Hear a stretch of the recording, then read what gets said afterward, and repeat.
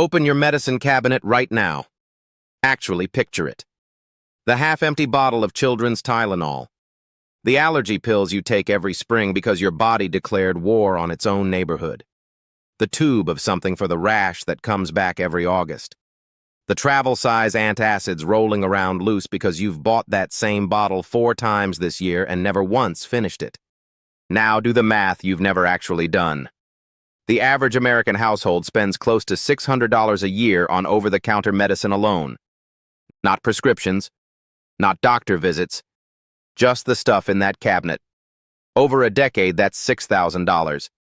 Over 40 years, it's $24,000, spent treating symptoms that, 90 miles from most of your houses, an Amish grandmother is treating with a garden bed 12 feet by 4 feet, planted along the south wall of her kitchen. I'm going to show you what's growing in that bed.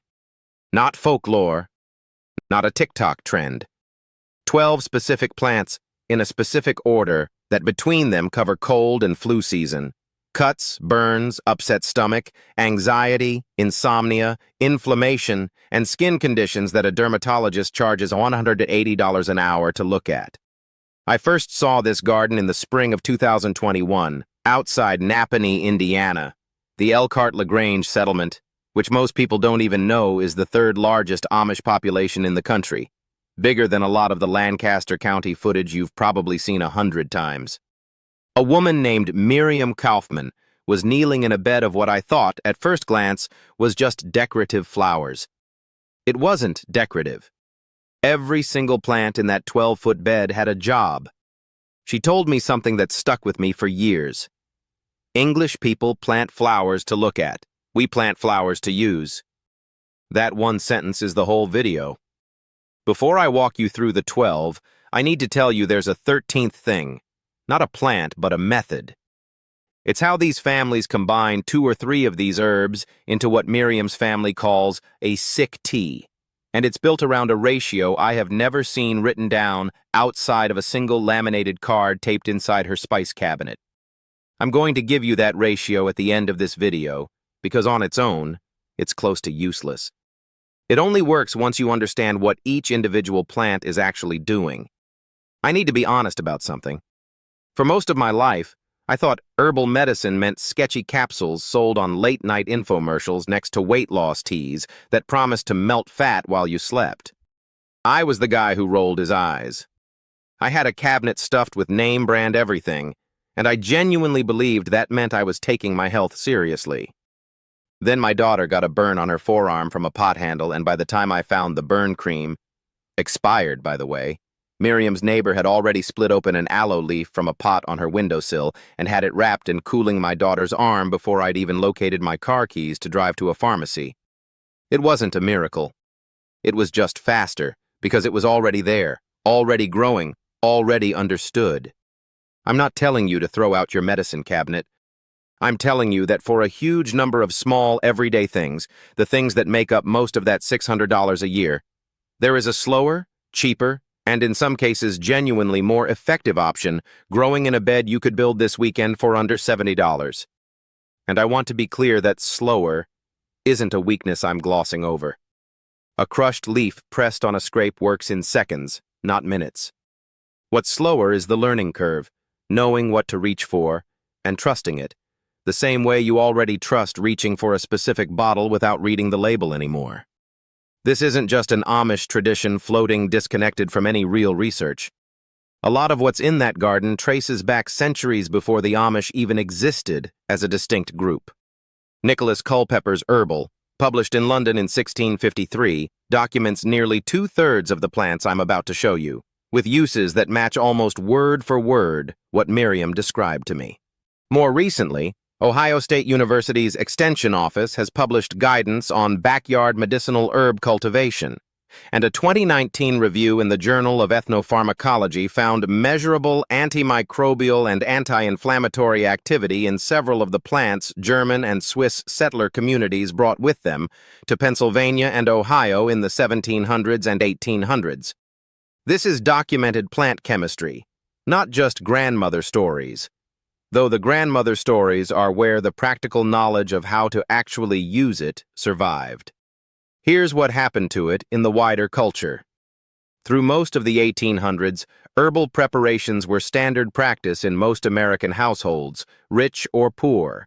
Every regional pharmacopoeia and home health manual from that period assumes the reader has a working garden, not a corner drugstore, as the first line of care. Then, starting in the early 1900s and accelerating hard after World War II, the pharmaceutical industry professionalized and consolidated. Standardized dosing, shelf-stable capsules, and national advertising campaigns turned medicine into a product category the way soap and cereal had already become product categories. That's not a conspiracy. It's just what an industry does when it can manufacture something at scale and sell it at a margin a garden bed can't compete with. Herbal knowledge didn't get banned. It just stopped getting taught, because there was no company with a marketing budget behind teaching it. And a skill nobody's paid to teach eventually only survives in the households that never stopped using it out of habit. Now, if you're thinking, I've killed every houseplant I've ever owned, this isn't for me. Stay with me, because 11 of these 12 plants are considered borderline weeds by professional gardeners. They're not fussy. Several of them, Miriam told me, grow whether you want them to or not. This is closer to accidental gardening than horticulture. Let's go through the bed, left to right, the way Miriam showed it to me. One more thing before we start. She laid these out in a specific order, sunniest corner to shadiest corner, because a few of these plants genuinely don't get along well when they're crowded together, and that placement logic is part of why this bed has survived, largely unchanged, for 3 generations of the same family. 1. German chamomile. This is the anchor plant of almost every Amish kitchen garden. Small, daisy-like flowers you pick and dry on a screen. Traditionally used as a calming tea in the evening, and Miriam's family also uses cooled chamomile tea as a gentle eye wash for irritation. It reseeds itself so aggressively that once you plant it, you may never have to plant it again. 2. Calendula, sometimes called pot marigold, not to be confused with the ornamental marigold in your neighbor's flower bed. The petals are traditionally infused into oil and used on minor cuts, chapped skin, and diaper rash. Look up any old world household manual and calendula salve shows up as one of the most universally referenced skin preparations across German, Swiss, and English folk traditions alike. 3. Plantain. Not the banana relative, the broadleaf weed you've almost certainly pulled out of your lawn without a second thought. This might be the most quietly remarkable plant in the entire bed. Crushed or chewed fresh and applied directly, it's traditionally used on bee stings, splinters, and bug bites to draw out irritation. Miriam calls it Band-Aid weed, because it's usually already growing within 10 feet of wherever you got hurt. 4. Yarrow. Feathery leaves, flat clusters of small white flowers, historically associated with wound care going back to accounts from ancient battlefields. The genus name Achillea references Achilles, who, according to legend, used it on his soldiers' wounds. Amish households traditionally use it as a poultice for minor bleeding and as a fever-supporting tea. 5. Comfrey. This one comes with a real caveat, and I want to give it to you clearly. Comfrey is for external use only, traditionally applied as a poultice or salve for bruises and sprains, and should never be taken internally because of naturally occurring compounds that can stress the liver with prolonged ingestion. Miriam's family has grown it for external use for 3 generations and is very specific that it stays out of teas entirely. 6. Echinacea, the purple coneflower. Native to the American prairie, adopted early by German settler communities once they arrived. Traditionally taken at the first sign of a cold, and it's one of the few herbs on this list that's actually made it into mainstream pharmacy shelves, which tells you something about how effective the folk use of it was long before a supplement company put it in a capsule and marked it up 400%. 7. Elderberry. A shrub, not a small plant, usually planted at the back or side of the bed because it eventually reaches 8 to 10 feet. The berries are cooked down into a syrup that's become one of the most talked about cold season preparations of the last several years. And for Amish households, it's not a trend. It's been the standard autumn preparation for generations, made every September without fail. 8. Peppermint. Traditionally used for upset stomach and headache relief, usually as a strong tea. Miriam warned me to plant this one in a container even if it's sunk into the ground bed, because peppermint spreads through underground runners aggressively enough to take over an entire garden within 2 seasons if left unchecked. 9. Lemon balm. A gentle mint used for anxiety and sleep. Its pleasant scent attracts children who enjoy crushing its leaves. 10. Garlic.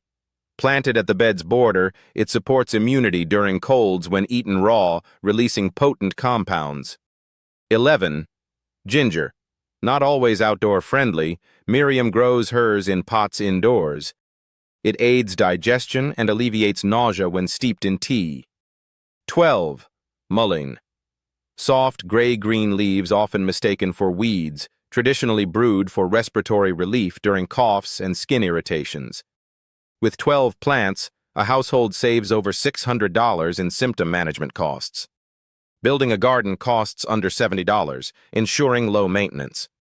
Transparency is key. This isn't medical care. For serious issues, see a doctor. Some plants may interact with medications. Consult your pharmacist first. The garden replaces expenses from everyday ailments, providing honest relief rather than lofty claims. Consider this. There's no marketing for plantain or yarrow. Nature doesn't have sales reps promoting chamomile. Knowledge without budget fades over time. What grows wild outside may help, but many forget traditional remedies in crisis. A simple look outside could save time and money. Before revealing the ratio, let's discuss a common mistake: guessing proportions. This often leads to oversteeping, bitterness, and abandonment of the tea.